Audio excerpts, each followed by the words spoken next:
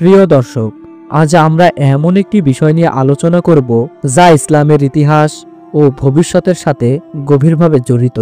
সেটি হলো গাজ্জাতুল হিন্দ, ভারতের বিজয়। গাজ্জাতুল হিন্দ কি, এর প্রেক্ষাপট এবং হাদিসের আলোকে এর অর্থ এবং বর্তমান বিশ্বের প্রাসঙ্গিকতা এসব নিয়ে আলোচনা করব ইনশাআল্লাহ। গাজ্জা শব্দটি আরবি ভাষার একটি শব্দ, যার অর্থ হলো যুদ্ধ বা সংগ্রাম। হিন্দ বলতে বোঝানো হয়েছে ভারত উপমহাদেশকে। সুতরাং গাজ্জাতুল হিন্দ অর্থ হল হিন্দুস্তানে একটি বিজয়ী অভিযান। এটি নবী করিম সাল্লাল্লাহু আলাইহি ওয়াসাল্লামের একটি ভবিষ্যৎবাণী, যা বিভিন্ন হাদিসে উল্লেখ করা হয়েছে।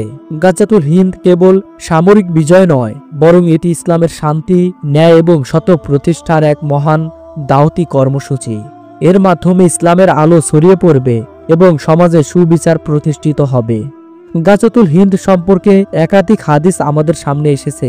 এর মধ্যে একটি হাদিস উল্লেখ করা হয়েছে, অবশ্যই আমার উম্মতের একটি দল হিন্দুস্থানে যুদ্ধ করবে, আল্লাহ তাদের বিজয় দান করবেন। তারা হিন্দুস্থানের রাজাদের শৃঙ্খলিত করবে এবং আল্লাহ তাদের গুনাহ ক্ষমা করবেন। হাদিস নাসাই। অন্য একটি হাদিসে হযরত আবু হুরায়রা রাদিয়াল্লাহু তাআলা আনহু বলেন, আমি গাজ্জাতুল হিন্দের জন্য প্রস্তুত। যদি আমি এতে শহীদ হই তবে আমি সর্বশ্রেষ্ঠ শহীদদের অন্তর্ভুক্ত হব, আর যদি বেঁচে ফিরে আসি তবে আমি মুক্ত হয়ে ফিরে আসব। হাদিস মুসনাদে আহমদ। এই হাদিসগুলো শুধু সামরিক বিজয়ের কথা বলে না, এটি ইসলামের শান্তি ও মানবতার কল্যাণের কাজ করার জন্য মুসলিম উম্মার একটি দায়িত্বকেও তুলে ধরে। ইতিহাসে দেখা যায় মুসলিম শাসকরা বারবার ভারতীয় উপমহাদেশে প্রবেশ করেছেন।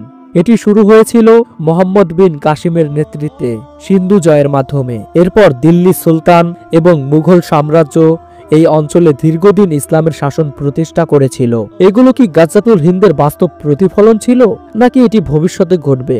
এ নিয়ে ইসলামী স্কলারদের মধ্যে মতভেদ রয়েছে। তবে একটি বিষয় পরিষ্কার, গাজ্জাতুল হিন্দের মূল লক্ষ্য হলো ইসলামের আদর্শ ও শান্তি প্রতিষ্ঠা করা। আজকের পৃথিবীতে আমরা দেখছি ভারতীয় উপমহাদেশের মুসলিমদের অবস্থা দিন দিন চ্যালেঞ্জের মুখে পড়ছে। ইসলাম ফোবিয়া, নির্যাতন এবং দাওয়াতি কাজে প্রতিবন্ধকতা তৈরি হচ্ছে। এমন পরিস্থিতিতে গাজ্জাতুল হিন্দের বার্তা আমাদের অনুপ্রাণিত করে। এটি কেবল সামরিক বিজয়ের বিষয় নয়, বরং দাওয়াতি বিজয়ের বিষয়।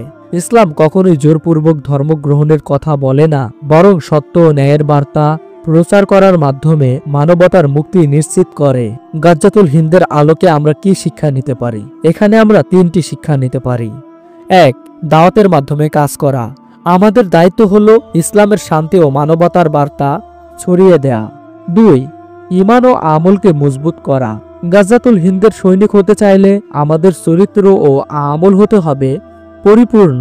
এবং সর্বশেষ নাম্বার 3, ইসলামের মূলনীতিগুলো ধরে রাখা। সত্য ও ন্যায়ের পক্ষে দাঁড়ানোর জন্য নিজেদের মধ্যে ঐক্যবদ্ধ থাকা অত্যন্ত গুরুত্বপূর্ণ। প্রিয় দর্শক, আমরা কিন্তু এখন দেখতে পাচ্ছি ভারতীয় আগ্রাসনের মুখে বাংলাদেশের জনগণ ঐক্যবদ্ধভাবে আছে এবং এটি বরাবরই থাকতে হবে। আমরা যদি ঐক্যবদ্ধ না থাকি তাহলে আমাদের বিজয় আমরা ছিনিয়ে আনতে পারবো না। গাজ্জাতুল হিন্দ ইসলামের ইতিহাসের একটি গৌরবময় অধ্যায়। এটি আমাদের শিক্ষা দেয় ইসলামের আদর্শ প্রচার ও প্রতিষ্ঠার জন্য একাগ্রতা, সাহস এবং আল্লাহর উপর পূর্ণ ভরসা থাকা জরুরি। আল্লাহ আমাদের সবাইকে গাজ্জাতুল হিন্দের প্রকৃত শিক্ষা গ্রহণ করার এবং তা বাস্তব জীবনে প্রয়োগ করার তৌফিক দান করুন। আমিন। আজ এই পর্যন্তই। আল্লাহ তাআলা আপনাদের সবাইকে ভালো রাখুক।